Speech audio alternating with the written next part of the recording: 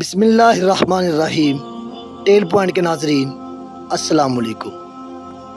زمانے کے انداز بدلے گئے، نیا راگ ہے ساز بدلے گئے۔ یہ ایک تمثیلی گفتگو ہے، سنیے۔ جب سے جمعہ کا خطبہ سن کر آیا ہوں، دل کبھی اپنے مولویوں کی سادگی پر ہنسنے کو کر رہا ہے اور کبھی ان کی کم عقلی پر ماتم کرنے کو۔ دنیا کہاں سے کہاں پہنچ گئی، اور یہ ابھی بھی اپنے دوست جو عمر میں مجھ سے بڑے ہیں، جس کو پیار سے میں بابا کہتا ہوں، اس سے میں نے بات کی۔ بات سنو، آج کچھ پریشان ہوں، بات سمجھ نہیں آ رہی۔ یار بابا دیکھو نا، یہ مولوی کیسی باتیں کرتے ہیں، پھر آپ لوگ کہتے ہو کہ ان کا مذاق نہ اڑائیں، تو اور کیا کریں؟ یار آج مولوی کہہ رہا تھا کہ قیامت کے دن ہر انسان کے اعمال کی تختیاں اس کی گردن میں ڈالی ہوئی ہوں گی۔ تو بابے نے حیرانگی سے مجھے دیکھا۔ یار بابے بتاؤ نا، یہ کیا بات ہوئی؟ اگر ایک آدمی کے 70 سال عمر ہوئی تو کتنی بڑی اور لمبی تختی اس کے گلے میں ہوگی؟ سوچو نا۔ میری ہنسی نکل گئی۔ اور اگر کسی کی عمر 100-200 سال ہوئی تو اس کی تختیاں تو حد ہے یار ویسے۔ بابے کا چہرہ سرخ ہو گیا۔ بولا تم مولوی پر ہنس رہے ہو یا اس تختی کی بات پر؟ جہاں تک تختی کی بات ہے تو یہ قرآن کی آیت ہے، تم آیت پر ہنس رہے ہو۔ میں گھبرا گیا اور جلدی سے کانوں کو ہاتھ لگائے کہ مجھے پتہ نہیں تھا۔ لیکن بابے یہ کوئی ریشنل بات تو نہیں ہے نا؟ بابے نے ہاتھ کے اشارے سے مجھے روک دیا اور بولا 100% ریشنل بھی ہے اور لاجیکل بھی ہے۔ سنو، یہ آیت قرآن مجید کی سورہ اسراء کی 13ویں آیت ہے، اور ارشاد کچھ یوں ہے: وَكُلَّ إِنسَانٍ أَلْزَمْنَاهُ طَائِرَهُ فِي عُنُقِهِ وَنُخْرِجُ لَهُ يَوْمَ الْقِيَامَةِ كِتَابًا يَلْقَاهُ مَنشُورًا۔ اور ہم نے ہر آدمی کے نامہ اعمال کو اس کی گردن میں لٹکا رکھا ہے، اور ہم اس لکھی ہوئی چیز کو اس کے لیے قیامت کے دن نکال لیں گے، جسے وہ کھلی ہوئی کتاب کی طرح پائے گا۔ سنو بچہ، تم یہ سمجھ رہے ہو کہ لمبی سی تختی گلے میں ڈالی ہوگی کیونکہ تم اللہ کی ٹیکنالوجی کو اپنی ٹیکنالوجی سے کمزور سمجھتے ہو۔ واقعی اس میں قصور ہمارے دینی طبقے کا ہے کہ اس نے وقت کے لحاظ سے تراجم نہیں کیے، اور مدرسہ ابھی تک صدیوں پرانا علم ہی گوٹ گوٹ کر پلا رہا ہے۔ تم جانتے ہو تختی کو انگریزی میں کیا کہتے ہیں؟ میں نے حیرانگی میں انکار کیا کہ نہیں بابے، نہیں جانتا۔ اس نے کہا تختی کو انگریزی میں ٹیبلٹ کہتے ہیں۔ موسیٰ علیہ السلام کو جو سلیٹ یا تختیاں دی گئی تھیں، انہیں بھی ٹیبلٹ کہا جاتا ہے۔ سب سے قدیم جو تختیاں یا مٹی کی سلیٹ ملی ہیں وہ داستان گلگامیش کی ہیں، جس پر میخوں کی طرح خطوط ہیں، جسے میخی رسم الخط کہتے ہیں۔ یہ آج سے کوئی 4500 سال قدیم ہے۔ تو اگر گلے میں لٹکتی تختی کو آئی پیڈ یا سیمسنگ ٹیب کہیں تو پھر تو جگہ بن جائے گی نا گلے میں۔ اور اگر اس کی جی بیز کو بڑھا دیا جائے تو پورے ملک کا ڈیٹا آپ کی گردن میں لٹکایا جا سکتا ہے۔ لیکن یہ بات بھی اب پرانی ہو گئی ہے۔ اس آیت کا دوسرا حصہ اگر تم غور سے پڑھو تو اللہ کریم فرما رہے ہیں: ہم قیامت کے روز اس کے لیے ایک رجسٹر نکالیں گے جس کو وہ بالکل کھلا ہوا پائے گا۔ اس سے مراد یہ ہے کہ جو تختی اس کے گلے میں ہوگی وہ ٹیب سے بھی چھوٹی ہوگی، اور اس سے اللہ کریم پرنٹ نکال کر ہارڈ کاپی سامنے رکھ دیں گے۔ اس کا مطلب ہوا کہ جیسے آج کل وہ ٹیڑھے میڑھے کالے کوڈ کے نشان، جسے لوگ QR کوڈ کہتے ہیں، تم سب کے آفیشیل ID کارڈز میں ہوتا ہے، جسے تم لوگ دفتر یا کسی وزٹ پر جاتے ہوئے گلے میں پہنے رکھتے ہو۔ اسے اسکین کر کے تمام ڈیٹا لیا جا سکتا ہے۔ اور آج کل تو پاکستانیوں کو ملک سے باہر جانے کے لیے چپ والا شناختی کارڈ چاہیے ہوتا ہے، جس کے ایک جانب QR کوڈ ہوتا ہے۔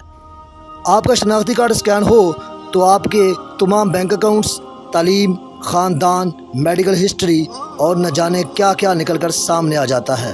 میرا منہ کھلے کا کھلا رہ گیا۔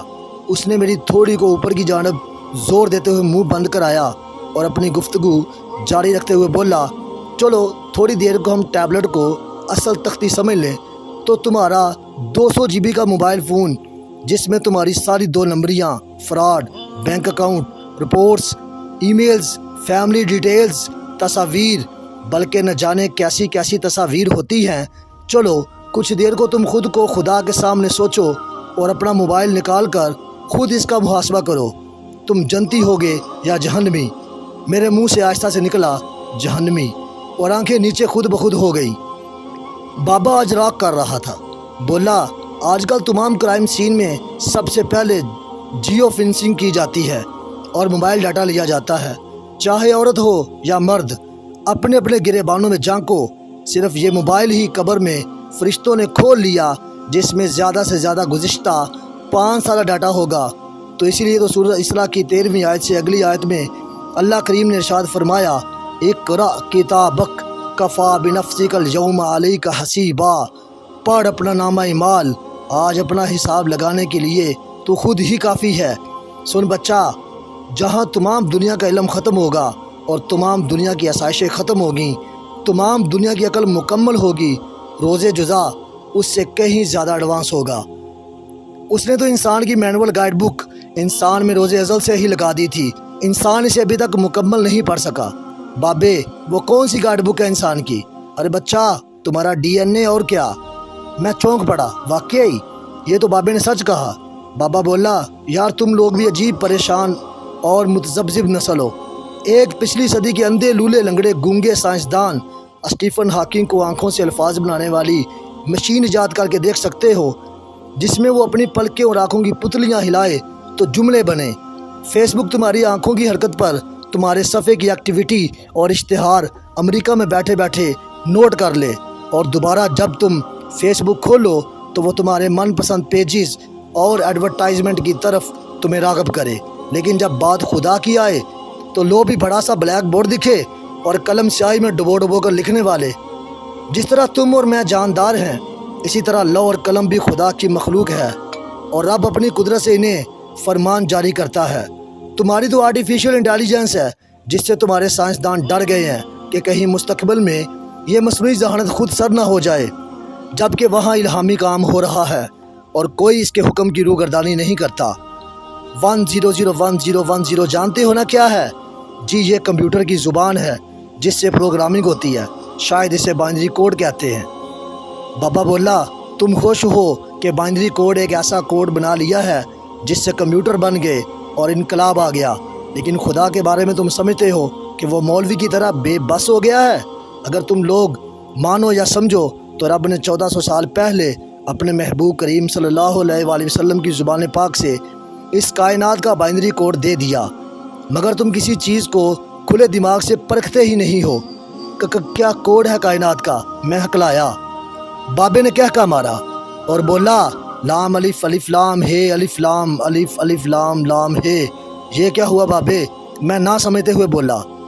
اس نے کہا لا الہ الا اللہ ہے اور اس کا مختصر کوڈ الف لام لام ہے یعنی اللہ، اور اس کوڈ کو ان لاک کرنے کی چابی میم ہے، اسی لیے کلمہ میں اللہ اور محمد صلی اللہ علیہ وآلہ وسلم ایک ساتھ لکھے گئے ہیں۔ یہ جو سارے بزرگ کلمے کا ورد کراتے ہیں تو آپ کو اس ردم میں شامل کرتے ہیں نا، جس کا فیبرکس کلمے نے بنایا ہے۔ یہ لام قلم میں بھی ہے، لو میں بھی، سدرۃ المنتہا میں بھی، جبریل، میکائیل، اسرافیل، عزرائیل، حتیٰ کہ ابلیس میں بھی ہے۔ اور میم کی کیا بات ہے؟ عرش پر محمود، آسمان میں احمد، کائنات میں محمد صلی اللہ علیہ وآلہ وسلم۔ اسی لیے تو قیامت کے دن جب شفاعت میم فرمائیں گے تو اللہ ارشاد فرمائیں گے جائیں اب جہنم سے اسے بھی نکال لائیں جس نے ایک مرتبہ بھی لا الہ الا اللہ کہا ہے۔ میری آنکھیں بھیگ گئیں۔ بابے نے میرے سر پر ہاتھ رکھا تو دور عشاء کی اذان گونجی۔ بابے نے میری پیٹھ پر تھپکی دیتے ہوئے مسکرا کر کہا کاکا اللہ کے بندوں کا نالیوں اور کثرت دانوں اور ٹوٹی پھوٹی جھونپڑیوں میں ڈھونڈنا چھوڑ دو، اب وہاں یا مجذوب ہوتے ہیں یا ڈرامے باز۔ اب بابے کسی کمپنی کے CEOs، کسی فیکٹری کے مالک، کسی بڑی ورکشاپ کے چیف مکینک ہوتے ہیں۔ میں نے چونک کر اسے دیکھا، وہ مسکرایا اور بولا تم نے 1997 میں آنے والی ایک فلم دی ڈیولز ایڈوکیٹ دیکھی ہے؟ میں نے نفی میں سر ہلایا۔ بابا بولا ضرور دیکھنا، اگر ابلیس کو گورا آج کے دور کا ایک بڑا کامیاب بزنس مین دکھا سکتا ہے جس کا کاروبار دنیا میں پھیلا ہوا ہے اور اب وہ سوٹ بوٹ پہن کر لوگوں کو اپنے جال میں پھنسا رہا ہے، تو اللہ کے بندے تو ہمیشہ ابلیس کی چال سے کئی میل آگے چل رہے ہوتے ہیں۔ تم جنہیں مولویوں میلے کچیلے کپڑوں میں تلاش کر رہے ہو وہ آج کل ٹوکسیڈو میں پھر رہے ہیں۔ یہ کہہ کر بابا وہاں سے چلا گیا اور مجھ میں اٹھنے کی ہمت بھی نہ رہی۔ اسی طرح کی مذہبی اخلاقی اصلاحی ویڈیوز کے لیے دیکھتے رہیے میرا چینل ٹیل پوائنٹ، اور اگر آپ نے ابھی تک سبسکرائب نہیں کیا تو ضرور کیجئے۔ اگر آپ اپنی معلومات میں اور علم میں اضافہ کرنا چاہتے ہیں تو ابھی سبسکرائب کیجئے۔ انشاءاللہ آپ کو اسی طرح کی اچھی ویڈیوز ملتی رہیں گی۔